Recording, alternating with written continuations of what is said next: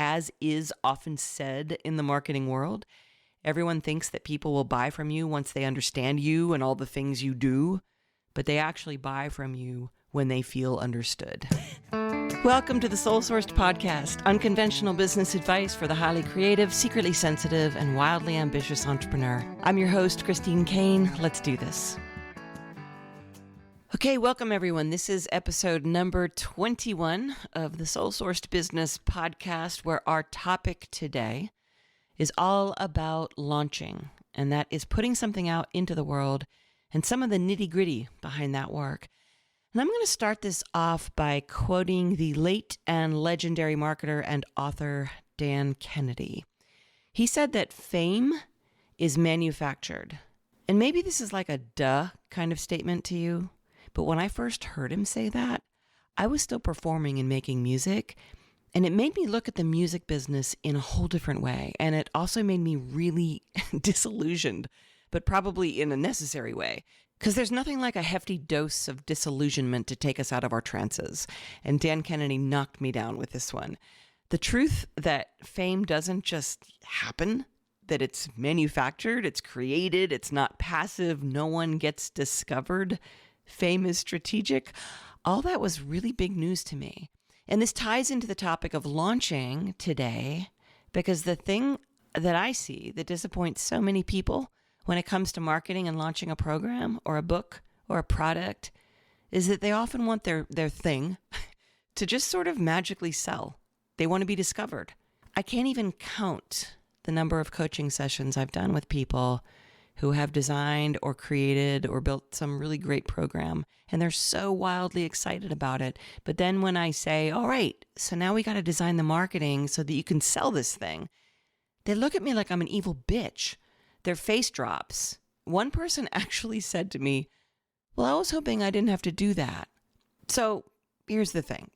I love my peeps. I call us soul sourced because we can find so many great and authentic ways to succeed at business while keeping our voice and our message and our authenticity alive and well.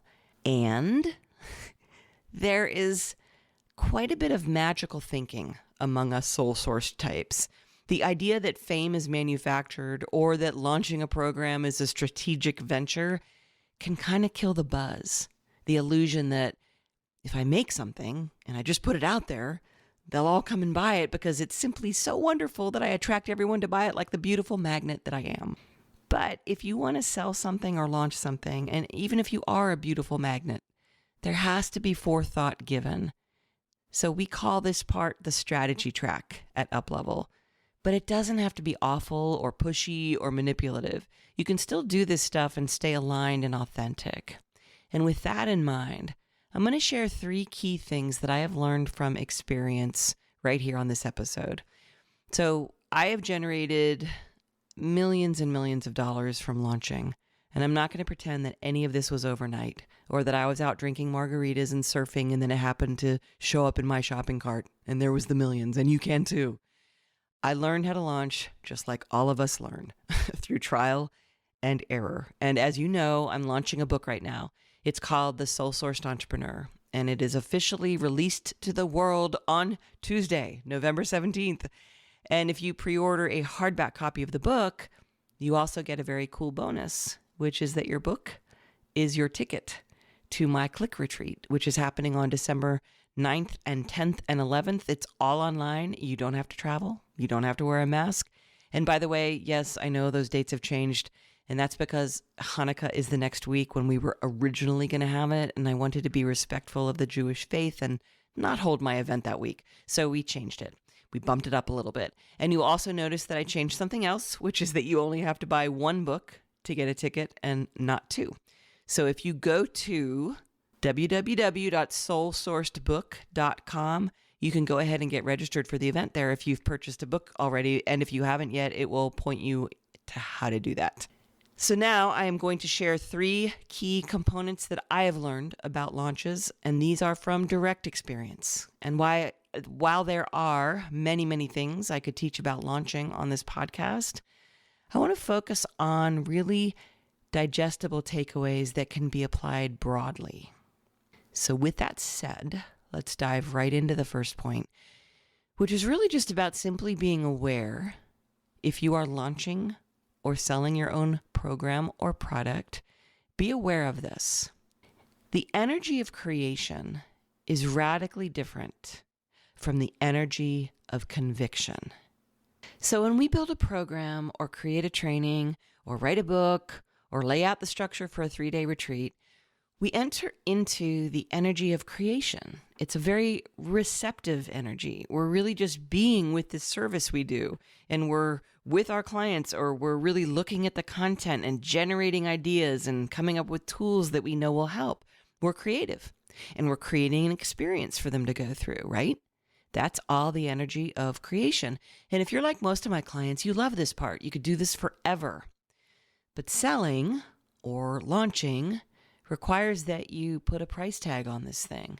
You're now asking people to invest in their results through you, through something you created. And this is very different from that creation process.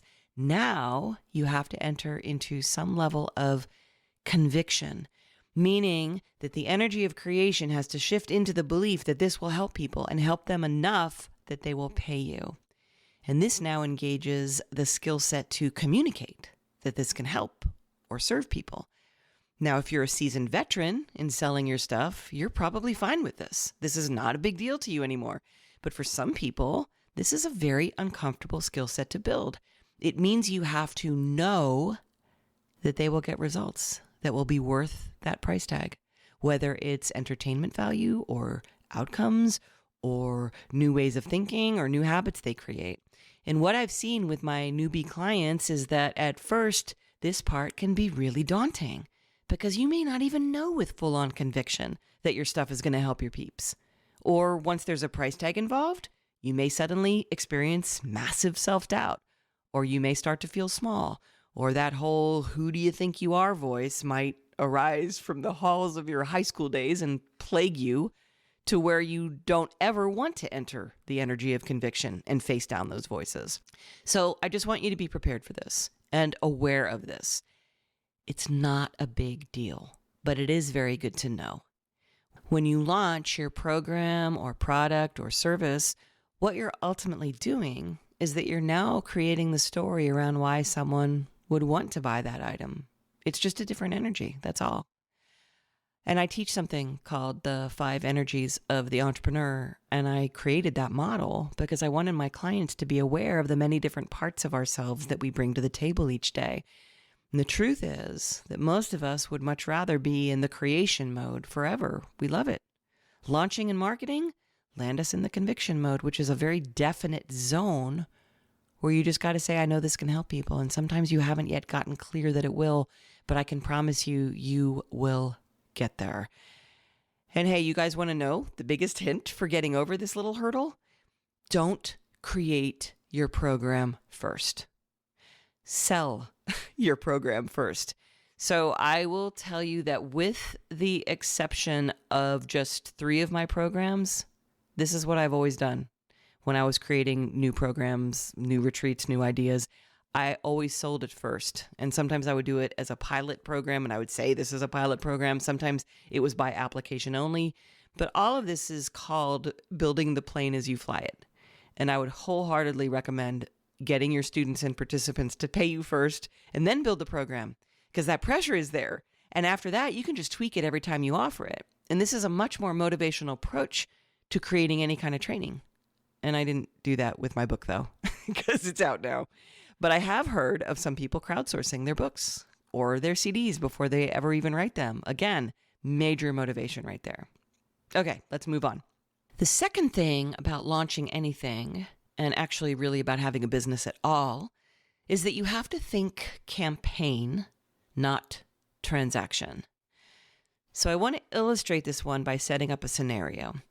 Let's say you're at a little outdoor gathering and everyone's being socially distanced, of course, and someone who's there with a friend comes up to you and stands 6 feet away, of course, and asks you what you do. And you then explain your services to her. And then she says, "Oh my God, that's exactly what I need. How much do you charge?" How and if you answer that question points to the difference between the transaction and the campaign. If you answer in the moment and you toss out your hourly fee or something, that means that you probably haven't thought strategically about what you do or your services at all. And it also may mean that you should come to my Click retreat online. So you should multitask right now and go to soulsourcedbook.com and pre-order a hardback copy of my book, and then wait for me to email you on Tuesday and I'll tell you how to get fully registered for Click, because this is the kind of stuff that we do at Click. But anyway, the bottom line here is that if you have a business, you have to step out of transaction thinking. I call it becoming an anti-transactionist. So a launch is a campaign. And why this is such a different mindset is that a campaign is the opposite of a transaction. A campaign is all about building a relationship with someone, almost like dating your ideal client before they become your client. Many people still consider the sale or the launch to be a transaction, and that's partly because too many people are in a hurry to get money. And so they don't want to do what I call slow down to speed up, which means stepping back and considering what is the path that your ideal client takes before the transaction even happens. Laying out that path is creating the campaign. And sadly, I'm just going to go ahead and say this, many of the people who are in the biggest rush to make money are the ones who would never admit that about themselves. It's people who are the spiritual people or the healers or the artists. And why this is that they've bought into the story that marketing is too strategic or too manipulative. And so they end up defaulting to just needing that transaction to happen. And I think underneath all of that is just fear. It's the fear of having the aforementioned conviction and taking the time to really look at it. So it becomes more about, I just want to toss this shit out there and get this over with. Give me the money and let's get on with it. And this is why I teach selling as service, because when you do it right, selling and marketing are really a service because of the campaign, which means that you, the business owner, have in service spent that time to consider your client and their doubts and their problems and their dreams, sometimes even more than they ever have. So thinking about a launch as a campaign is very strategic. And when you create a campaign, you're creating the story or the angle or the message around the thing you've created. You give the customer or client a chance to see themselves in what you're talking about, not just tell them your business name or the program name. You want people to see what problems you solve in that path, what results they can get during that path. And you don't share that because you're just telling them outright.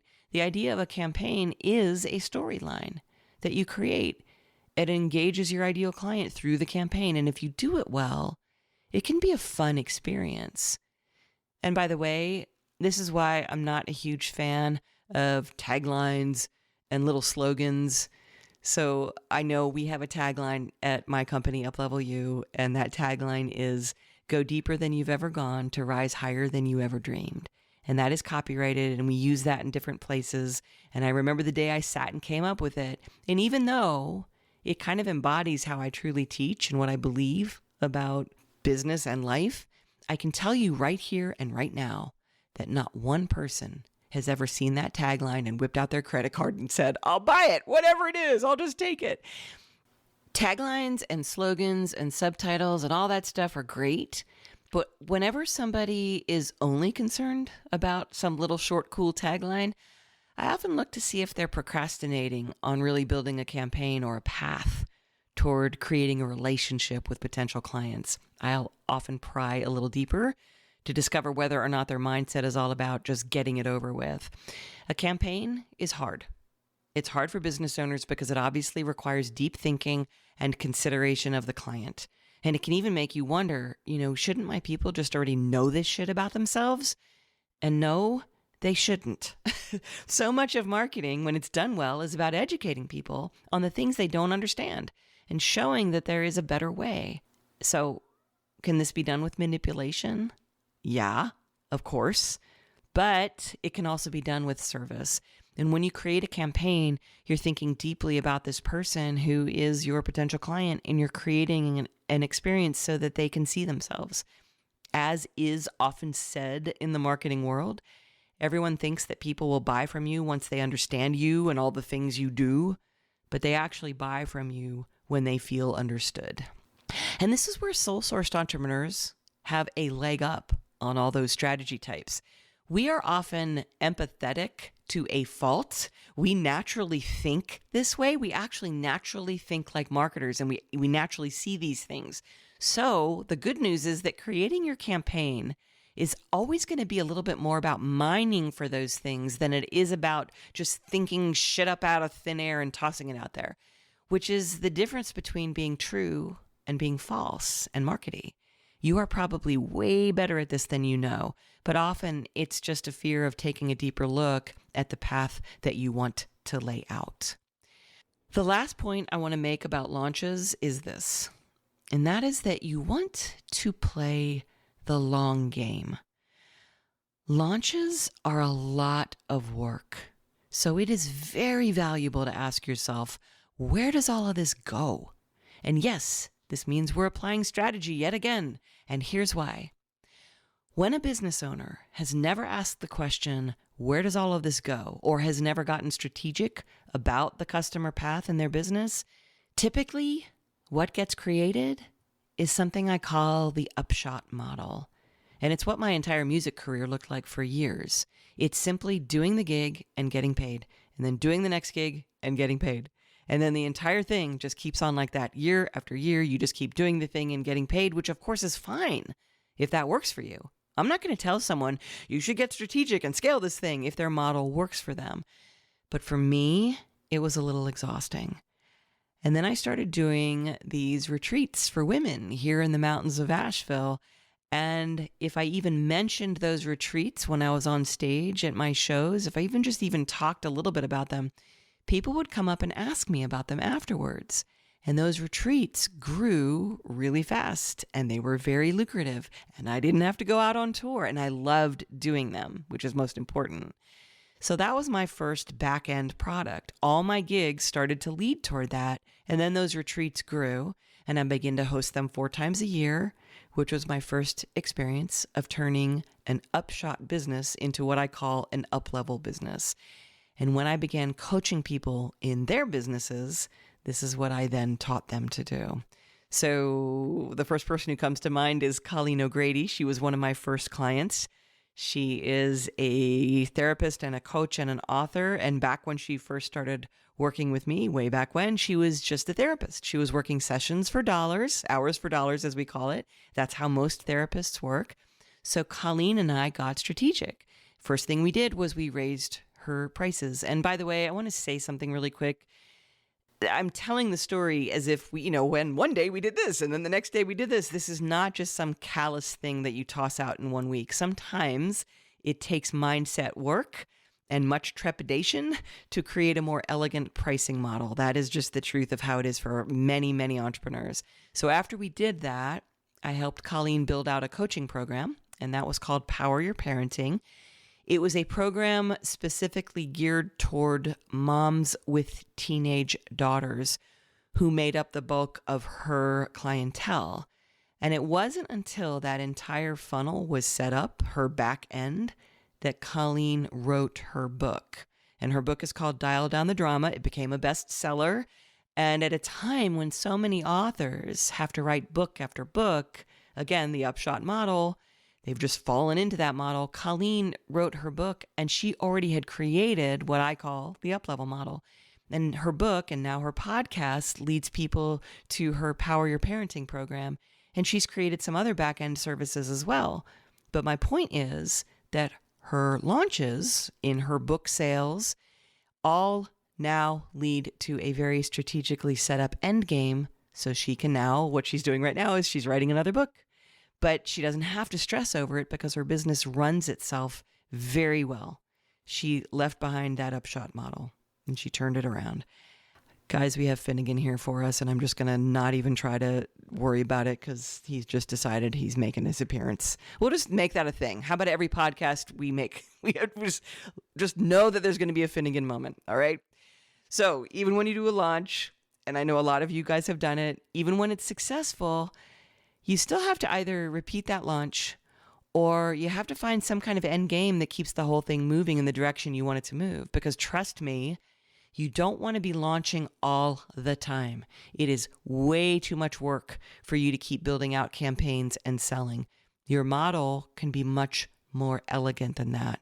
So ask yourself, what is the ultimate end point for your client who begins on that path with you? And if you are interested in doing that work, I mean, really and truly, almost every aspect of what I've been talking about here is something that I am going to be covering at the Click Retreat. And I'm going to go ahead and reveal one more little bonus tip about launches, since I just said that.